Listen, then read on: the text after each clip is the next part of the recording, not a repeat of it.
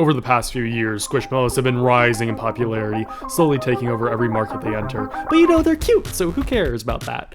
Squishmallows are these little adorable guys that just seem to pop out of the ether and be doing collaborations with every other brand. I swear once a week I see something from like McDonald's or Pokemon popping up and then it's gone the next. But like seriously, where did they come from? What the hell happened? And like, where is it going from here? If you somehow do not know what a Squishmallow is, welcome to the internet.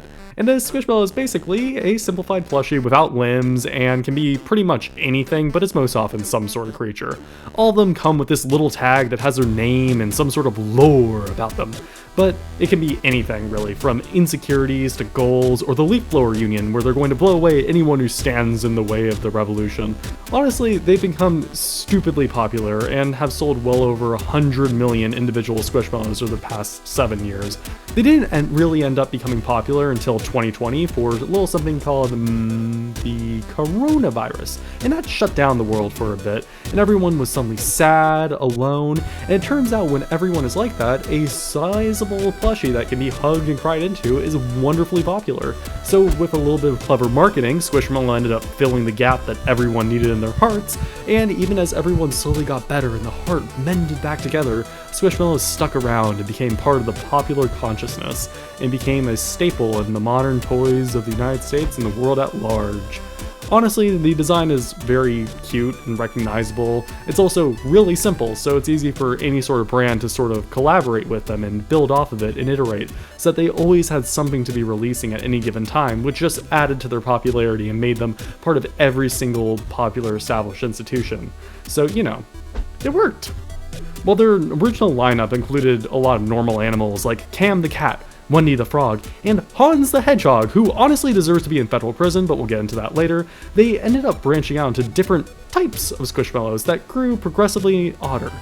Some of them seem normal, like cow or unicorn, but then there's others that, let me make sure I get this right, are Cthulhu type, Bigfoot type, pickle jar type, and claw machine types, not to be confused with the human Squishmallow claw machine, and also not mentioning the compound types that go into, and I quote, Jelly the skeleton unicorn mermaid, and Lucy May the llama pegacorn, which are combinations of skeleton, unicorns, and mermaids, as well as llamas, pegasuses, and unicorns respectively. Honestly, out of all of these, my favorite Squishmallow is just the one that is literally Warren Buffett from the Berkshire Hathaway squad, whose tag is just projecting greater fast food and ice cream sales because of how ridiculous it feels. Like, in what context does this even make sense? Ba-bum. So back in 2017, or 5 years before Buffett, Kelly Toys launched Squishmallows and grew the brand slowly until April 2020, 2 years before Buffett, when Jazzbears bought the company at the perfect time for aforementioned reasons. After piloting the company through aforementioned reasons and growing it, Berkshire Hathaway noticed in 2022 and bought the company, finally bringing us to 0 years before Buffett. Berkshire Hathaway is the company Warren Buffett is the CEO of, and he owns a lot of shares in it. And pretty much it just buys other companies and invests in them in order to grow a giant stock portfolio. So anyway, after being bought by Berkshire Hathaway, the Squishmallow people had to come up with a way to appease their corporate overlords.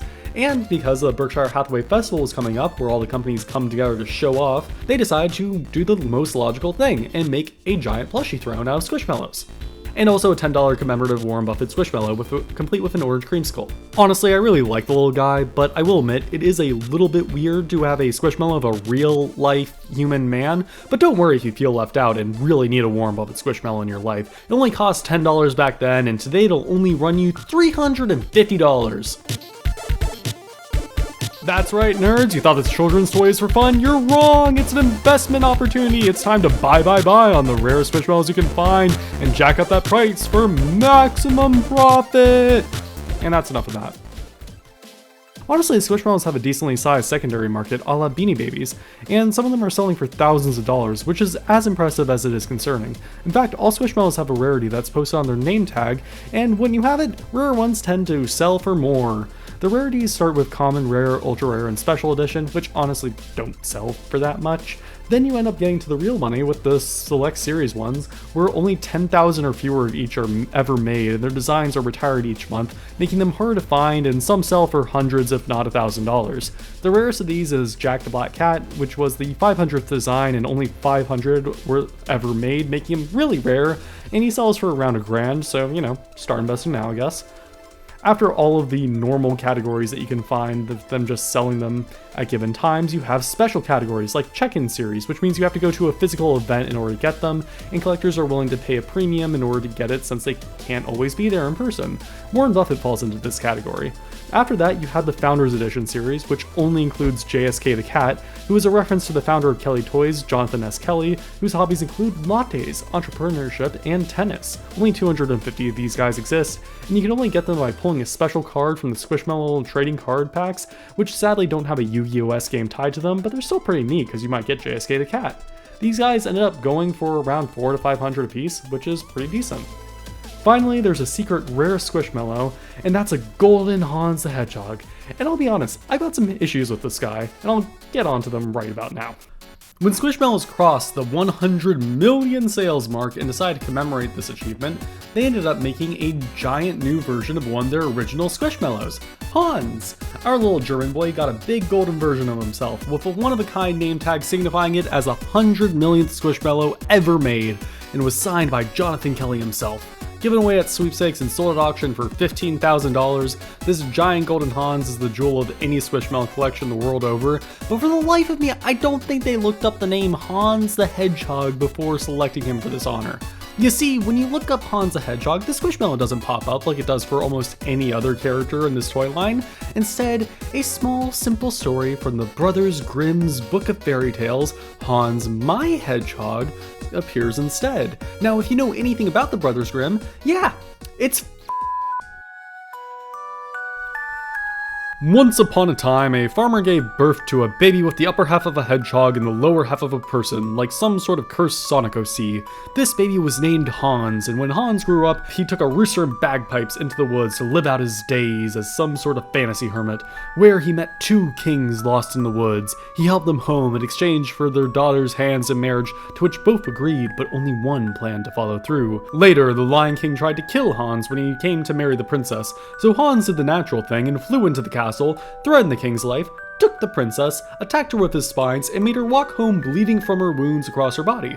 So, you know, he's kind of not the best person ever, so yeah. He then decides to go over to the other king's castle, who presumably heard about all of this happening, and marries the princess peacefully without the threat of violence, supposedly. She isn't too fond about marrying the hedgehog man her dad found in the woods when he was lost, so Hans, again naturally, tears off his hedgehog skin and throws it on the ground before lighting it on fire in order to become a normal human dude. And then they ended up getting married and lived happily ever after. Yeah, a mildly concerning story to say the least. Be honest now, can you look at this hedgehog the same way?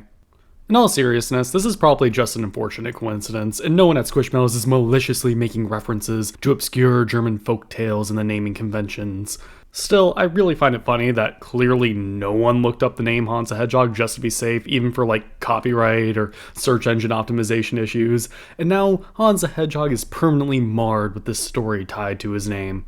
Beyond that, he's still a cute Squishmallow, so I can't really be that mad. They're these comforting little balls of joy that make everyone happy, and that simple idea took the world by storm and led them to their current success, and Warren Buffett. And that, folks, is basically Squishmallows. Thank you for watching the entire video, and I hope you have a wonderful day. Bye!